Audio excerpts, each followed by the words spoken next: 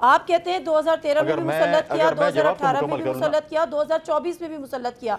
किसने मुसल्लत किया? सब छोड़ दें, 2024 में किसने मुसल्लत किया आपके ऊपर इनको? जिस तरीके से इन्होंने आतिफ खान को, शहराम तरकई को, असद कैसर को कौमी असम्बली में भेजा, फिर इन्होंने जो है मैनुपलेट करके झगड़ा साहब को और वहाँ पर कामरान मगर साहब को इलेक्शन हरवाया और ख़ुद CM कैंडिडेट बने और अचानक नमूदार हुई और CM भी बन गए।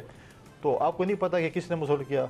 जनरल फैज़ की बात तो किसने मुसल्लत किया? जनरल फैज़ ने ही मुसल्लत किया। 2024 में जनरल फैज़ के साथ मिलकर इन्होंने मिलिटेंट्स यहाँ पर ले एक बात सुने, एक मंसूबे के तहत इन्होंने मिलिटेंट्स अफगानिस्तान से आकर यहाँ पर आबाद किए।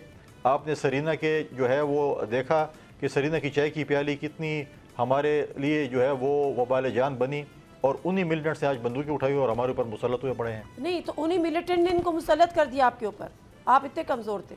मैं कहता हूँ कि आप एक आए ना, कोई केबी का विजिट करें ना, आप जाए मर्ज डिस्ट्रिक्ट में भी। आप ये कह रहे हैं माजरत के साथ सर कि मिलिटेंट्स ने इनको मुसल्लत किया आपके ऊपर। आप देखें, आप देखें कि 2013 में क्या पीपल्स पार्टी वाले कैंपेन कर सकते थे, ANP वाले कैंपेन कर सकते थे, कोई भी जमात कैंपेन 2024 में पूछ रही हूं किसने मुसल्लत किया? कितने लोग फैज के बाकियात ने मुसल्लत किया? किसने मुसल्लत किया? 24 में भी फैज की बाकियात काम कर रही थी। देखें, मसला ये था कि बिल्कुल उनके लोग थे, अभी वो ऐसे ऐसे ख़त्म हो चुके हैं, उनके बाकियात मौजूद थे और उन्हें मुसल्लत किया है, बिल्कुल मुसल्लत किया है। ऐसे ऐसे उनकी जो है हमसे हमारी जान खलासी उनसे हुई है, वरना वो तो जिस मंसूबे के तहत थे वो तो पूरा पाकिस्तान को तबाह बर्बाद करने के मंसूबे पे थे।